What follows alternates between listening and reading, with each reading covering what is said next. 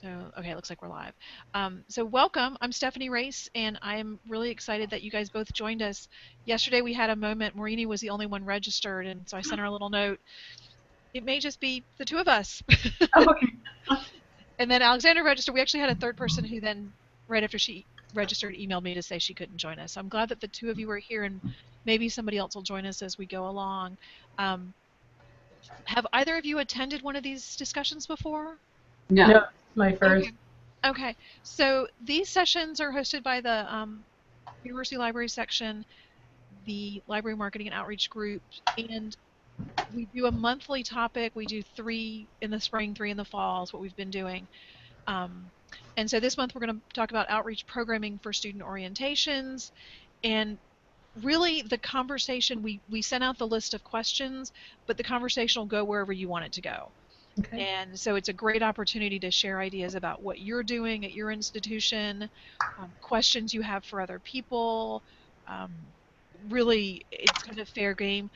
I'll start with the questions just to get us going, but we can really go wherever the conversation goes. Okay. So let's just start with that first question. What type of activities do you do for orientations, or what kind of orientations are you doing? So we participate in a summer campus orientation for all freshmen, which is basically a modified tour.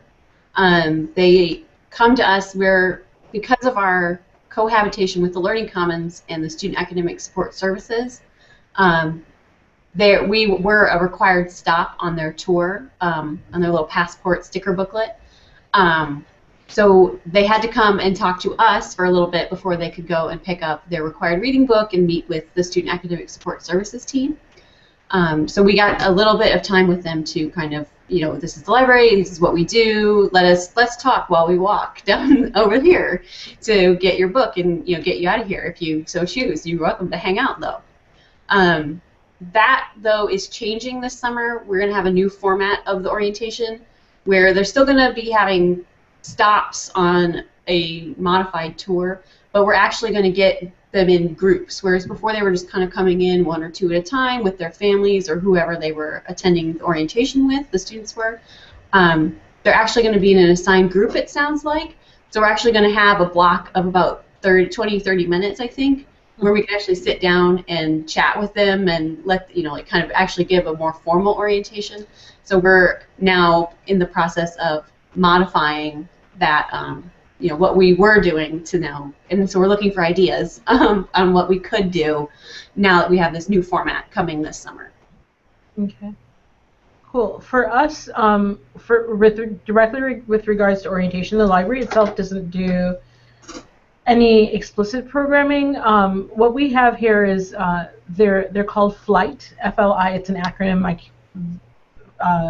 The full name is escaping me, but we have these flight leaders who are students who are part of the orientation through first-year initiatives, and they are trained. So they're trained by librarians earlier in the summer, and then when they're doing their orientation tours, they come through the building, they teach or they pass on what they have learned about the particular unit.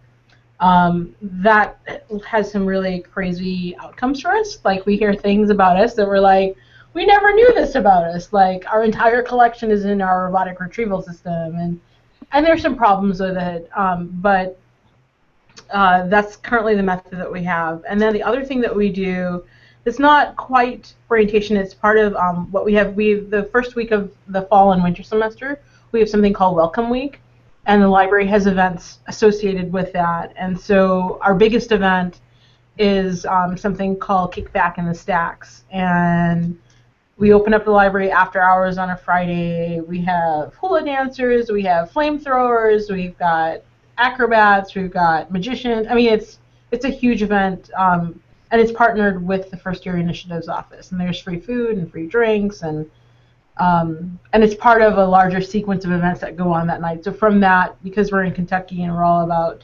horses, and they go on to do a tour of Churchill Downs and that whole 9 yards. But it's a very large evening-long event. How many students? How many students do you have? At U of L total, or I guess for this activity. The singing activity, it's not a required event. It's but we have over 1,000 students come through from Wow, like 6 till 9 p.m. or 9:30 p.m. that's kind of cool.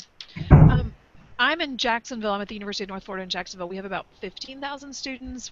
I would guess, have about 1,500 freshmen when we do the new student orientations. We do something similar, I think, to what Alexandra has done. And last year was the first, I'm relatively new. I've been here for a year. So last summer was the first year we had done orientations, and we worked with enrollment services.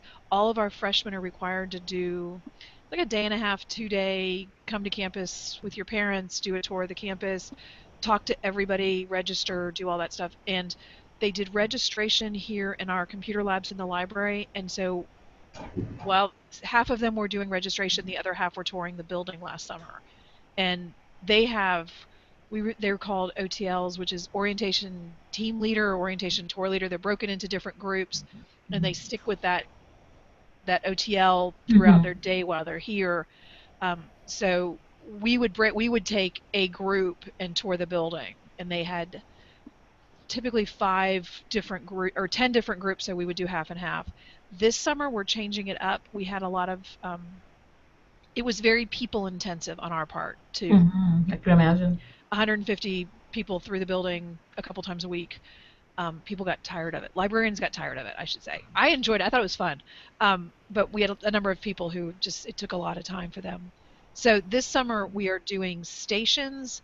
So the tour leaders will bring the students to a station where there will be a staff member who will talk about certain things. And we're going to have 3 different stations that they have to go to and 2 sets of each stations. We're hoping that's going to actually move the flow through.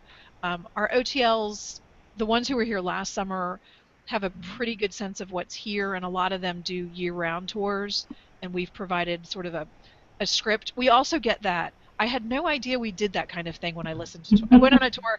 My college roommate's daughter was touring campuses, and I went on a tour with her, and I was listening to the guy talk about the library and thought, well, most of what he said was true. Mm-hmm. Most of it.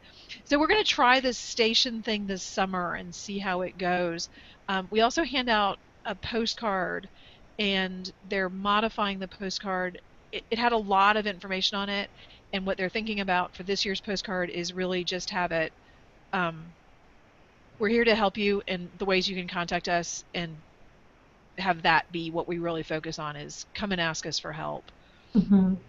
as opposed to the 10 million other things that they could do that just don't mean anything when you're a freshman. Yeah. And then we have the week of welcome activities that first week when classes start. We do some tabling events at other people's, and then we have I think we do coffee and donuts one morning, like on a Tuesday or Wednesday morning, we do coffee and donuts for students just Okay. to get them to come in and say hi. So do you do you host? So it sounds like, Alexander, you're just doing things during orientation. Do you also have like a welcome week, or do you do anything then? There's a welcome week on campus of sorts. They've modified it recently. Um, we, like you were saying, we kind of will participate in other events, with the fun fair. Like we went out, they had a like bounce house outside and all these other activities outside, and we kind of took a table out and we're like, have some candy, and here's the library, take a button, and here's some candy. Mm-hmm. So we sit and try to promote activities at those events during Welcome Week and at other times of the year. But we are not really actively involved in Welcome Week, and I would like that to change as time progresses, because just again trying to find ideas and for involvement. Mm-hmm. I know that I do. I'm primarily responsible for faculty outreach, and we have 2 staff who do. We have a student outreach person, librarian, and a first-year experience, and it's been really. They have worked really, really hard to make those connections, to get enrollment services to think about us. And we were one of the things we were discussing is that they get like an hour with career services, and they get about 15 minutes at the library, Mm. and Mm-hmm. that was like, how do we explain that we might be of equal importance when they Right. first start? later on it's different, but when they first start, it's important for them to know about the library. I know culturally for us, it feels like there's this, and I say culturally for us because I consider myself still new to the university. I've been here for 3 years, but there's a lot that still feels new, and so it's been interesting transitioning, not transitioning, but comparing what my old institution did and what this new one is doing, and it feels like here the emphasis here is more on promoting library services at point of need. So in the sense of doing your outreach and your push actually not at orientation or welcome week. Welcome week is about like not the branding piece, but it's not a chance for us to do anything that's significantly meaningful, but get our we do this little. I actually have it on my desk.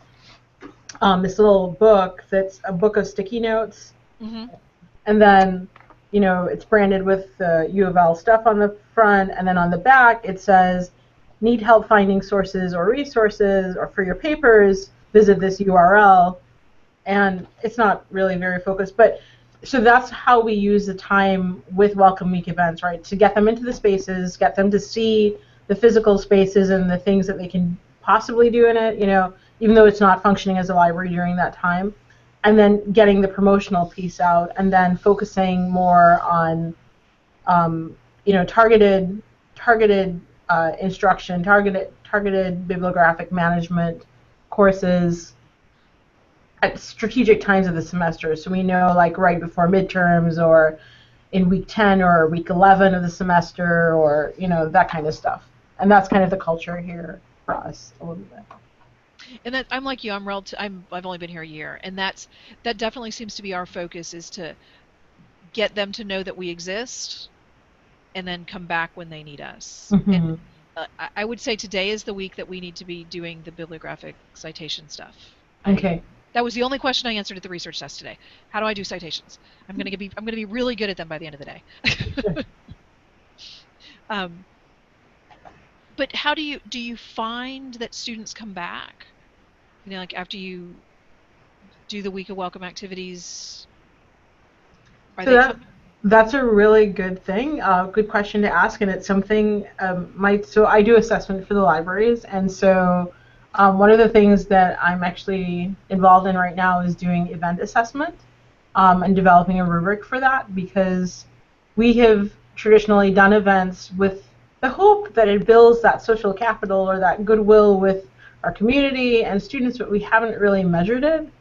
And so I say there's a small work group working on it to devise this rubric for exactly that reason, because nobody's actually measuring what is the return rate of like students who come to Welcome Week, when do we see them back, the following semester. I can say anecdotally, yeah, I see a couple of familiar faces the first couple of weeks, but beyond that, no, there's nothing that's tracking, you know, how the conversion from events to actual library use.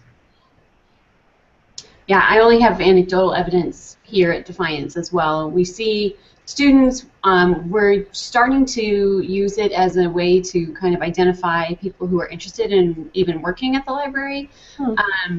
Kind of, like, because before we started it last summer with kind of just taking down names of people who were interested during orientation over the summer.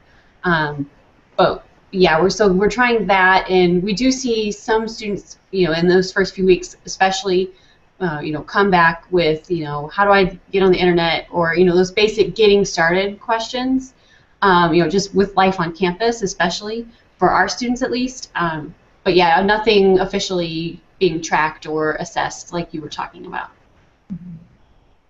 We aren't doing anything formal either. We do some surveying at some of our social activities, when we do a Halloween open house, and we do some surveying, but no real assessment. We've talked a little bit about um, piggybacking on someone else's survey, if we could, of freshmen um, at the end of the year, to find out, you know, which of these activities did you participate in, and ask some questions to sort of get a sense of what they've used or what they've done. Um, we haven't nothing's happened with that. We're still having lots of conversations about what is the best way to assess. It's Mm-hmm. interesting. Every time we ask the assessment question in these sessions, um, we're all struggling with how do we do that? Um, how do we evaluate what we're doing and the benefit it's having? Because we know we see a lot of students, we count a lot of heads, Mm-hmm. um, but other than counting heads, that's one of those challenges all of us are facing.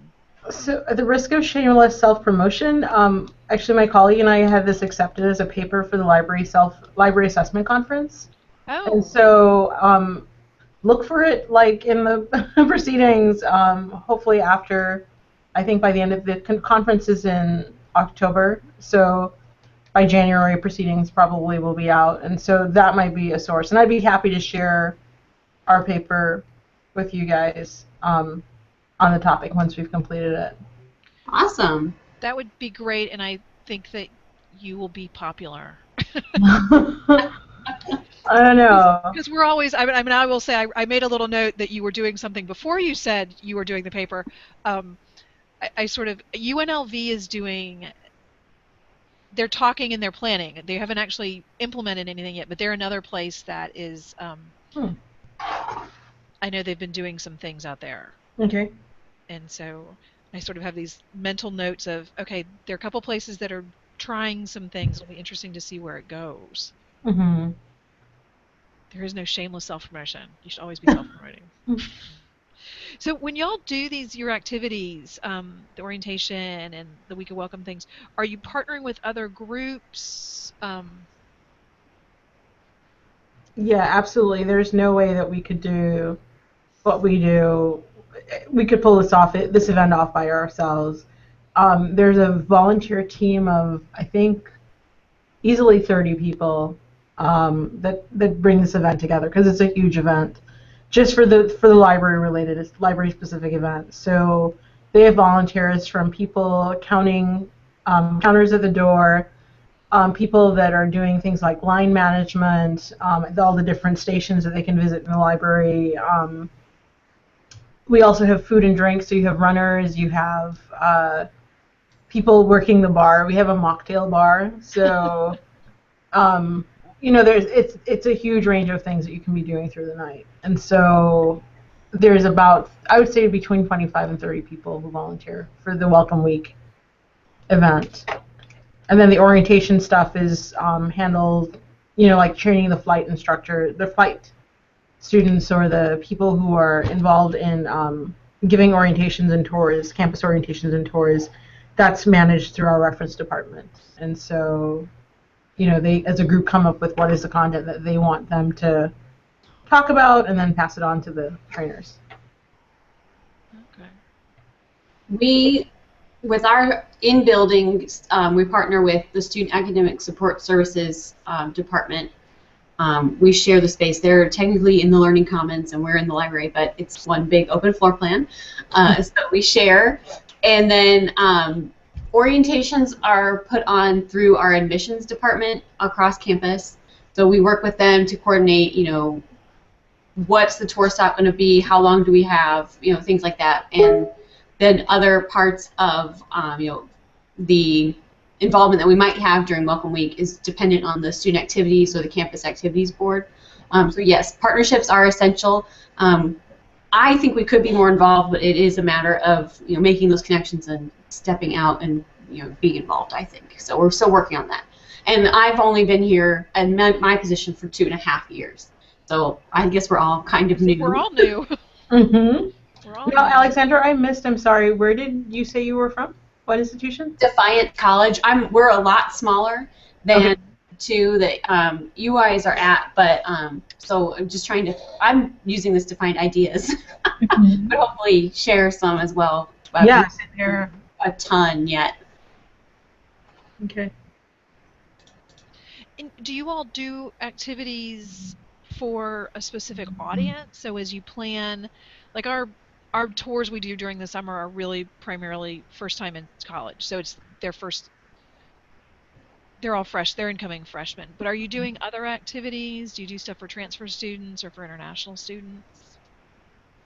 Not targeted to like that explicitly. Like right now, currently one event we're running right now is something called Money Smart Week, and it ties in. It runs for the week through tax day essentially. So I think our scope is really broad. I wouldn't say that they're targeted just to transfers or just to internationals. At least currently, we're not there. Mm-hmm. Yeah, and we aren't either. Orientations over the summer are only for new incoming freshmen. Our transfer students don't have to attend an orientation. I don't think, I could be wrong on that. It seems like you would want to attend an orientation as a transfer student. At least I would, but I am not everyone.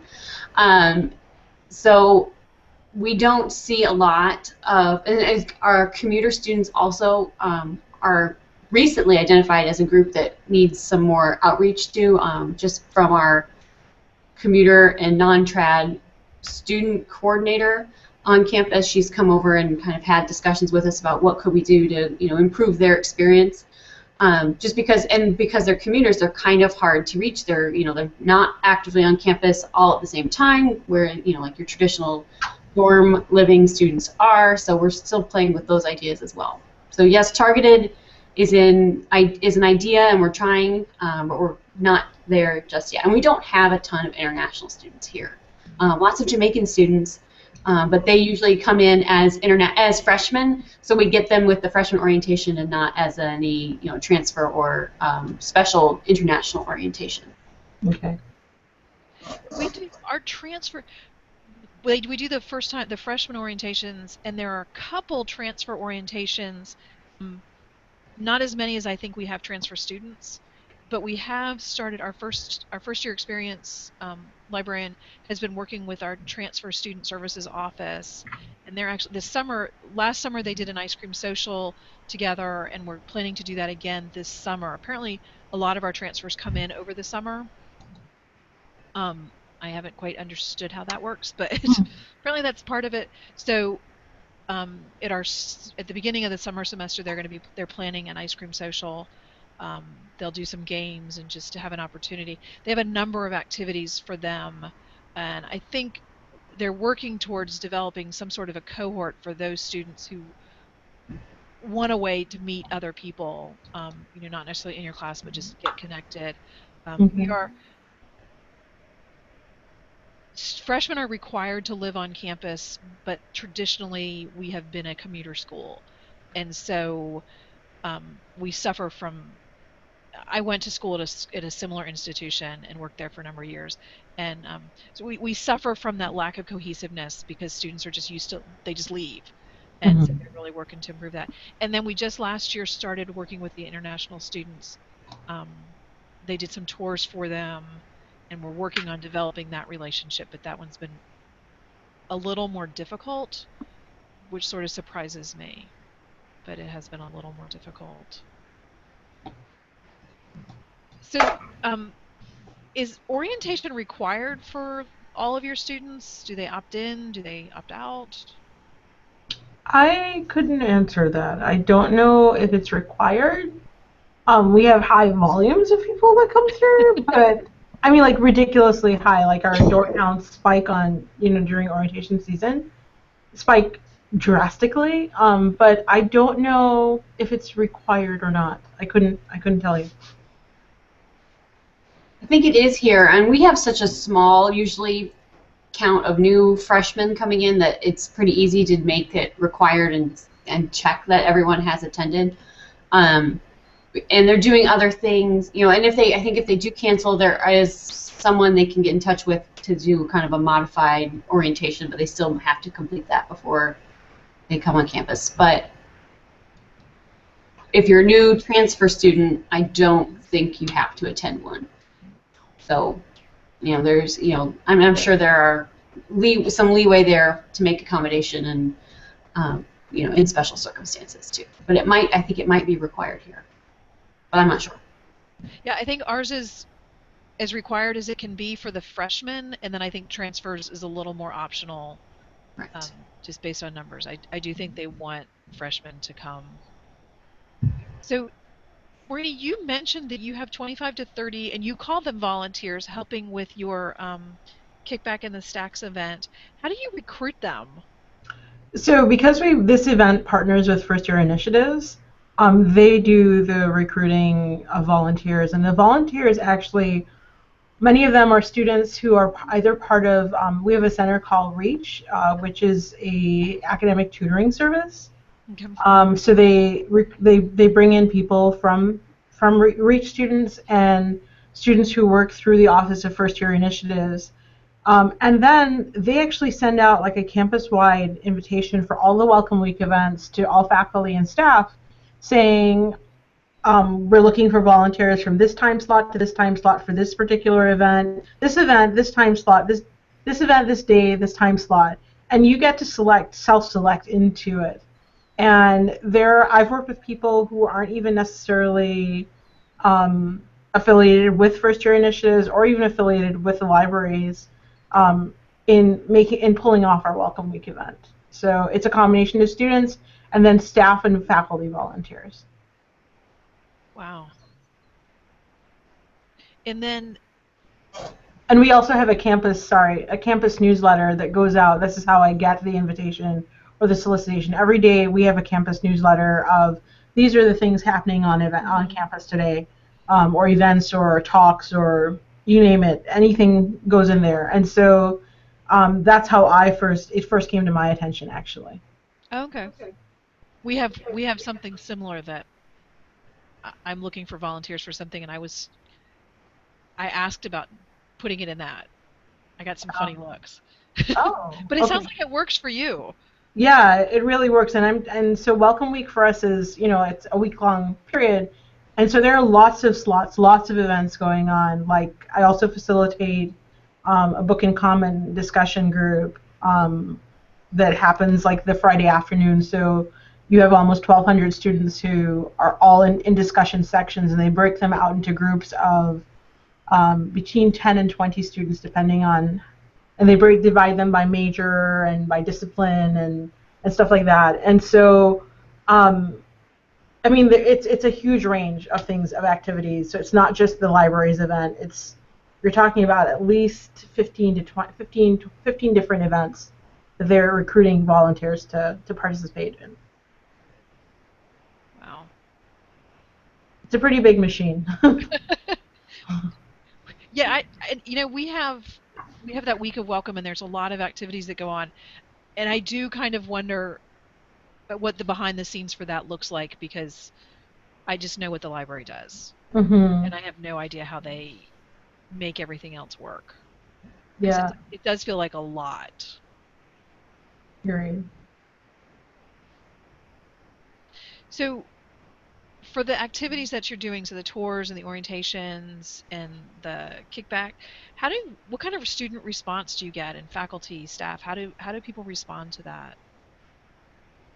Um, the student response, I mean, this is a freshman only event, first of all, right? And so their leaders, their team leaders, I can't think of the name, their orientation leaders essentially, they go through the dorms and they're rounding them up to go to events, and there's some events that are mandatory and some that are not, that are not mandatory.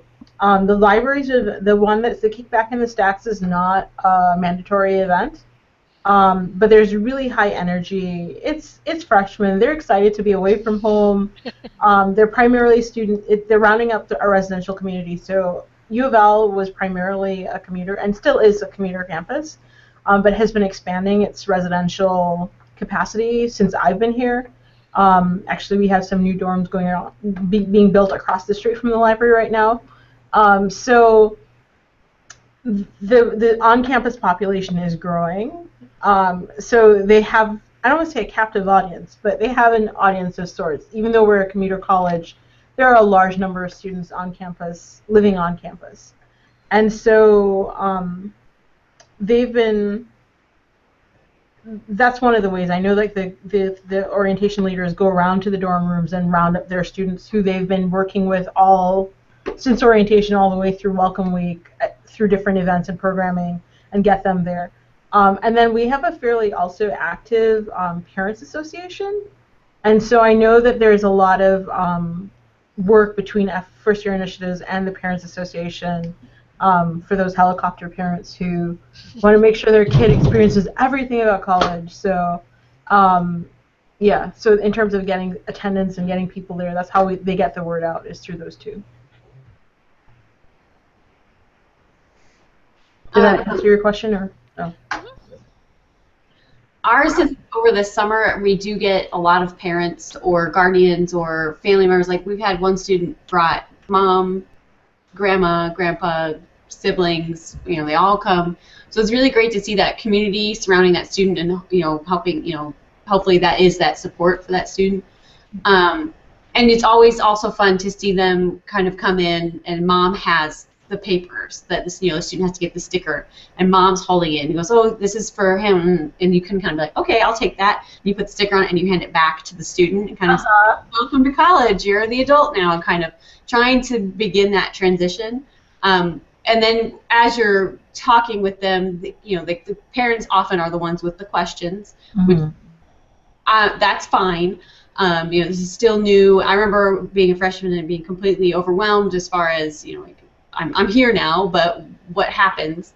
But trying to, make that, answer the parent's question, but also in a way that is directing and including of the student. Because usually you'll say, oh, you have this service and this service, tech course reserves frequently is the one we promote.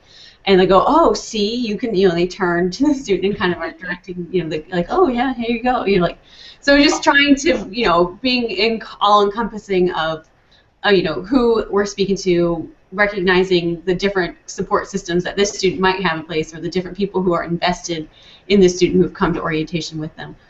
So it's always fun to see that and work with them. But since it's a summer and kind of a required, like welcome to campus activity that happens usually, sometimes if they come to the first orientation, it happens months before they come to campus, and move into the dorm. So it's kind of, to see the turnout it's a required thing. So it's kind of hard to judge, kind of going back to our earlier discussion of who's going to then remember and come back later. So related to that, in terms of like how you collect the data about that, one of the things that they do for some of our Welcome Week events, and they tried it at Kickback in the Stacks, I think a year ago, but I've seen them use it for other really large events. We have another thing called Soul, where it's a volunteering day, so it's a day of service. So the students actually show up, they get programming related to volunteering, why it's important, and then they go off to sites to actually volunteer, is actually doing card swipe. And they have these portable card readers. They're like about this big, and they just swipe the card and it's sent wirelessly, or is it wire? Anyway, it doesn't matter. Wirelessly or RFID to a laptop that's nearby. So they actually have all of the student numbers who show up to the event. And that's something that I really wanted to see implemented actually for all of our library events here at the library, from Money Smart Week to MLK discussions to anyway. But there's some implementing it will take some work, and not just in terms of getting people to buy into it, but getting the card readers to work with our system is something that we have to figure out, and we're not there yet. But I mean, there are ways to capture that, and then you could maybe map it to circulation, or how soon they come in to borrow, or reference transactions, or anyway, I'm rambling. No, I love that idea. That's definitely something I agree that needs to be included in, you know, tracking, and how do you assess that? Well, we need to know who's coming, and what's an easy way to know about that, know who's coming. Mm-hmm. Yeah, we actually have turnstiles. To enter the building, they have to swipe their ID at the turnstile. Mm-hmm. And we just implemented that. We did a pretty major renovations of our first and second floor, and we implemented that in November. And we've had conversations. I've actually seen someone carrying around the card reader device that you just described, Uh-huh. and that we're trying to figure out because we'd like to do that when we do instruction. Our instruction team's really interested in sort of tracking, you come for instruction, what else do you do, kind of thing. But we have to get the IRB approval for all that kind of thing, and then what data you're going to collect. So that's been kind of an interesting piece of it because we've talked about it as well as scanning it. Um, I think it's Penny Beal, but at University of Central Florida, Okay. they're doing something similar to what you talked about, where they are collecting student data at every service point, and then the goal is to track it, just to track what students have done. And I think it's Penny Beal. Hang on, I'll type her name because it's spelled funny. Oh, okay. It's either IELE or Oh, very EILE. different. Okay. Yeah. Um, but she did a presentation at ALA last year about what they were planning, Hmm. and their goal was to collect data, when you asked a question at the reference desk, when you went to an instruction session, pretty much everything, and then track users, non-users, grades, those kind of things. So I'm she really she may be interested. somebody to talk to. Yeah, definitely. I'm really interested to hear more about the IRB piece. Did that was that initiated by like how did the topic of IRB approval to collect that kind of data come up? If we're just collecting the data to improve services, we don't have to Hmm. do IRB. Yeah. If we want to publish or present and use the data we collect, we Okay. have to have a plan and we have to get IRB approval. Okay. Same here. With some, yeah. So I'm curious how that, and yes, if it's for improvements, yes, we don't have to, but we don't work, for us, we don't work in a vacuum. You want your work to inform your research sometimes, and so, yeah. Yeah, and it's been interesting here because we have she's now our associate dean, but she was our head of public services, and she's very interested in research, and we have some young faculty, so getting them published is important. Hmm. Um, and I came in as these conversations had just started, but apparently there had not been any IRB discussion previously, so there was some data collected that couldn't be used. It's Mm. kind of my understanding that they had done some things and only to discover that this was not a case of seeking forgiveness. They really needed to have, Oh, that's too bad. yeah, so we've been a lot more careful. Okay. And it is one of the things with the turnstile data. We are collecting that data.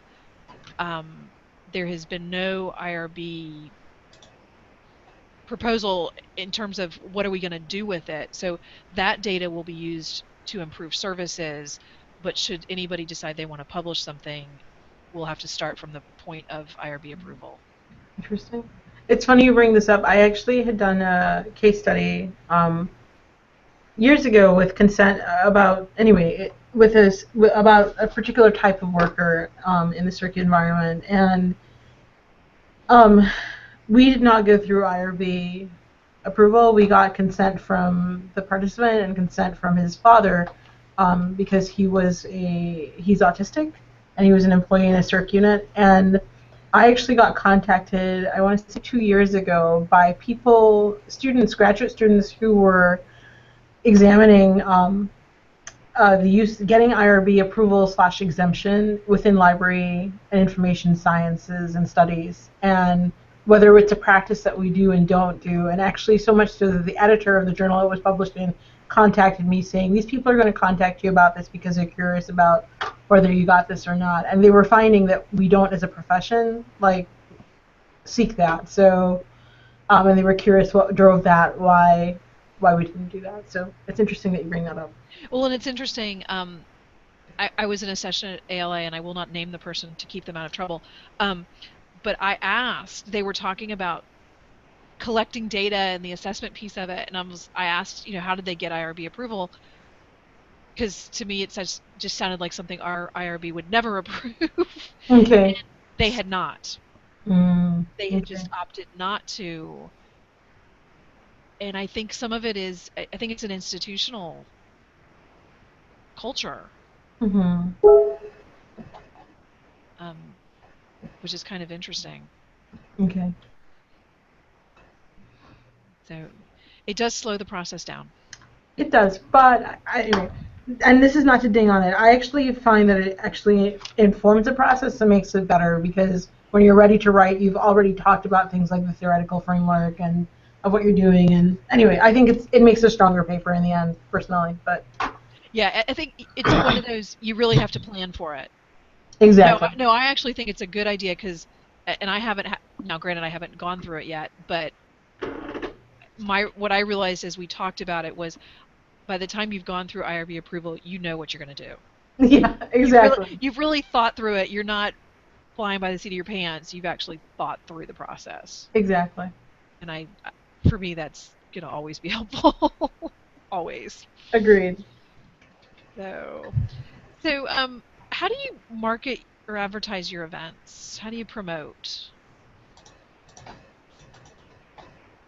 Do you want to go first, Alexander, or I feel like I've been dominating here. No, that's okay. I'm lurking. If you could lurk in a video chat, like on Twitter. We try to promote Twitter, and if it's something really big, we'll print out some flyers and go around campus. But we struggle with the promotion of our library events, but we also don't do a lot of library events. And with orientation being a required stop on, like the library and the student academic support services being a required stop for the students, our promotion was kind of built into that being required. So we're still playing with those ideas, still struggling with the marketing, that reach of that part of it. So, but I am not as a 28-year-old. I am not afraid of the meme, and we'll print some up on flyers and go hang them around campus. Old people will be damned, essentially. So, and the students think I'm trying too hard, I'm sure, but I'm like, but you noticed it, didn't you? And they're like, Exactly. you got me. And I was like, yeah, exactly. So still playing with, still experimenting with those ideas, but trying to be eye-catching, funny, but also placing them in areas where we know students are going to be, we know faculty will be, we know staff will be. That point of need is still, that mystical point of need is still, we're chasing that a little bit still. Do you have to get permission to hang things in? Because it sounds like you're just hanging. Yeah. If I am supposed to get permission, I have not been told who to go to. So Okay. I'm not. I know there are certain boards in some buildings that are for specific departments, like arts and humanities. So, and they're pretty clearly signposted as to what are public posting boards and what are department boards. Mm-hmm. So I'm careful not to post where I should. Like if it's a public posting board, that's where I go. I don't stick it on anything that it's very clearly marked that I shouldn't be doing it. Right. So that's the kind of general rule I stick to. And no one has gotten mad or kind of shouted around campus to see who hung up this, funny thing. So when I get in trouble, I'll stop or I'll figure out what the correct process is. But for right now, kind of, civil disobedience, I guess. I like that. That's a really, anyway. I like that a lot. For us, we actually just hired, I shouldn't say just, in the last year, we hired a communications coordinator. And so we've actually developed a communications and marketing plan for the university libraries and are in the process of developing a brand, and it's been a really interesting process, but it's also been interesting to see, I don't say the resistance to conformity, but we used to have signs of, even for events, that there was nothing that would identify it as an external event. It could have been a random flyer that somebody just popped on the wall. You might have seen a university library's logo or a sponsor logo or whatever. And so we actually now have a template that's been actually receiving a little bit of pushback, I think, about how it's the content that you're now allowed to put on it and how the signage needs to look for an event. And so we're rethinking what signage for events needs to look like, but we promote on social media. We actually are in the middle of I shouldn't call it a campaign of sorts. That sounds so mercenary, but to increase our users. So we have a thing that we're doing called People of Extreme. That's the library that I'm at. And it's with the goal, apart from showcasing all these amazing people, students, non-employees as well as employees, it's it's with the goal of building our following on social media. And so we do use social media. I said that we have that daily newsletter that goes out to all faculty and also to students. And we do flyers and, all the other conventional things. I think we do all the conventional. We actually had a group of students for a public speaking class evaluate one of our services last semester, and we got to go and see their presentations. And the marketing of services was one of the things that they talked a great deal about. And they said you should have posters on all of these things in all these places. That's why I asked how you got permission, because I heard that loud and clear, and I thought, why don't we have posters? We put posters up in the library. Well, the people who are in the library are in the library. Um, Mm-hmm. I always feel like the in the library promotion is not helping us. And so I asked, as the newbie, why aren't we putting things on bulletin boards? And was told that you have to get permission and they can only be up for certain periods and that kind of thing. Um, but I think that we actually do have bulletin boards like you talked about, where there are some where you do need permission and some where we could just post. But Mm-hmm. the students really were, if there's a poll, there should be a library sign on it. That was really how they felt about it. But they also were very much into the meme. So they would be all over what you're doing, Alexandra. Mm-hmm. Good to hear. Your civil disobedience is exactly what they were asking for.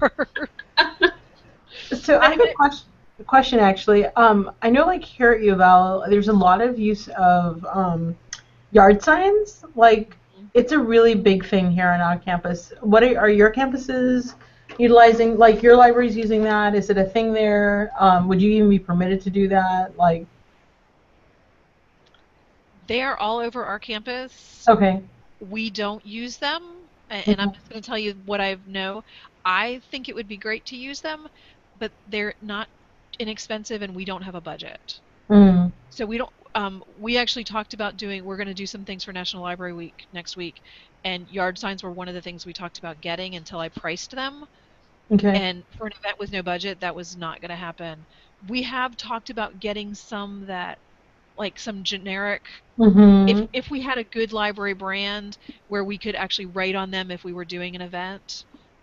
We've talked a little bit about that, and that's something that's on my wish list for next year that I think we need to put in our shrinking budget. I think we need to do something like that. But they're all over, and some of me sometimes wonders, they're all over campus. Do kids even see them anymore? True. Hmm. But I notice them when I walk around campus. I mean, I came back from a walk the other day and asked one of our very young staff what the all you could eat cupcake thing was all about. Like, I don't understand the all you can eat. I don't understand its purpose. It makes me ill thinking about that much sugar, but Well, anyway. it's actually the vegan club, Oh, Oh, just to okay. make it more interesting. I think I'm gonna go just to see it. But you can also tell, like, my thought when I look at the yard signs is you can tell who has a big budget. Mm. They've got 4-color signs. They have a sign for every event they do. Um, and we just don't have that kind of budget. So uh, part of me wants to go ask some of these groups, where are you getting the money? What's mhm. kind of interesting I've noticed on my campus with the yard signs is that people are using them, they're actually intentionally creating them so they can be reused every year. So Hmm. there's no specifics about date and time. Actually, time is probably the fixed thing, but the date is never on there. So, like, for instance, our honors, honors, not club, what do you call it? Honor students. Anyway, the honor students, they have this huge book and media sale every year, and it's always at this location called the Red Barn.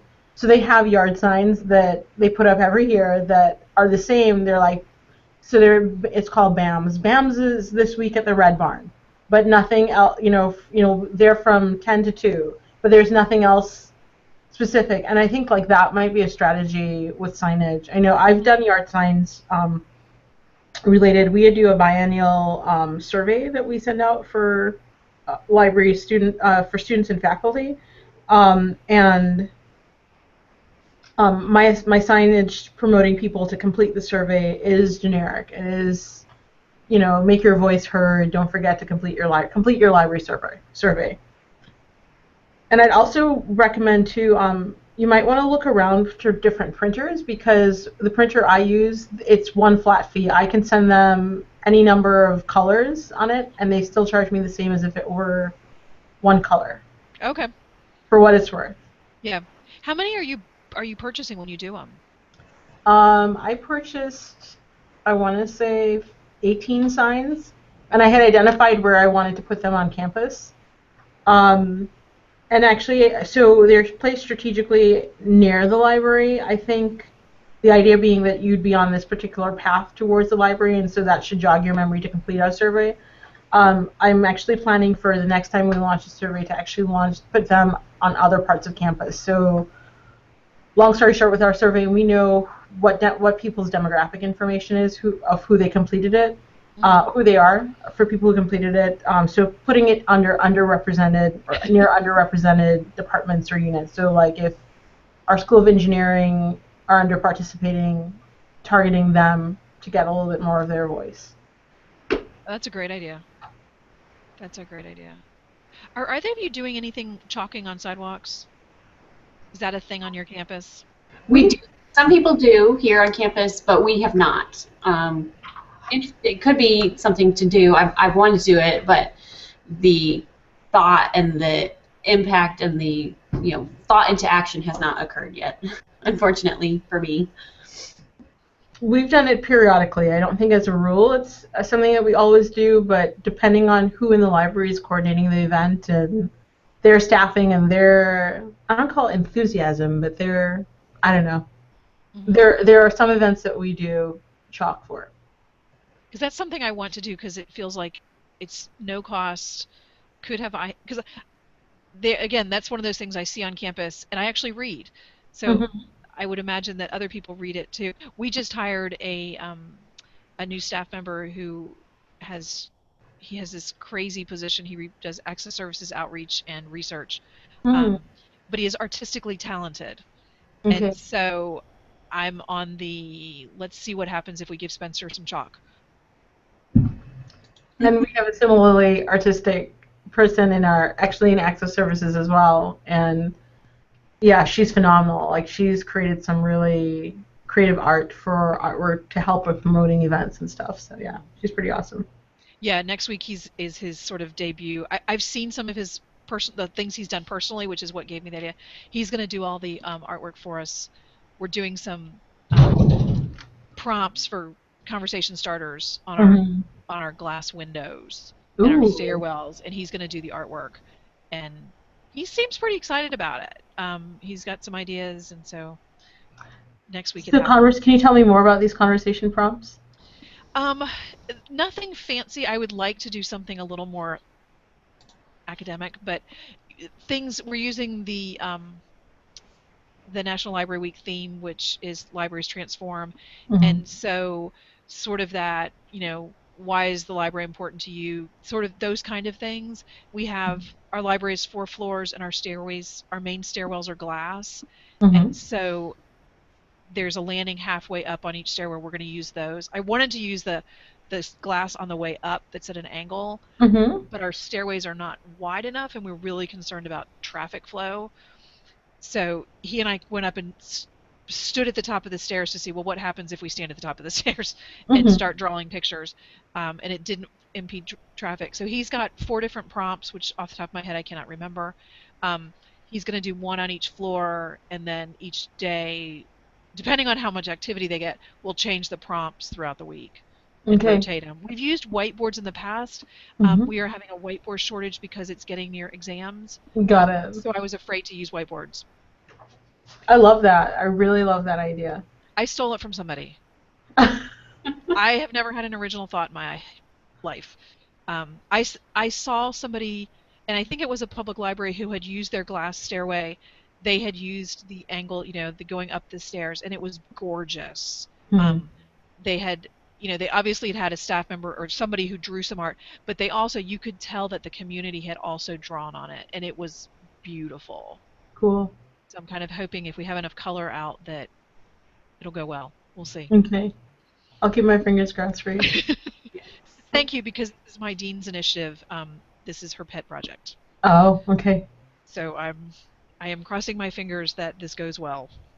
I actually really like it even from a qualitative data collection standpoint. I think it's really important anyway when you're having conversations about assessment to actually quantitative data is fine, but it doesn't tell a story. And I think those kinds of statements, if you could capture, organize, or thematically organize like the results, I think Mhm. that could be depending on how much participation you have, it could be actually a source um, of data. So I think that's great. I'm actually hoping that we get some the comments are more than I like the library because they give us free food. Right. That doesn't help me, but I'm really hopeful. We actually, um, I really wanted to do some kind of virtual discussion. Mm-hmm. We don't have a huge following. Our social media is not active. I think a lot of people read it, but they don't interact with it. Mm-hmm.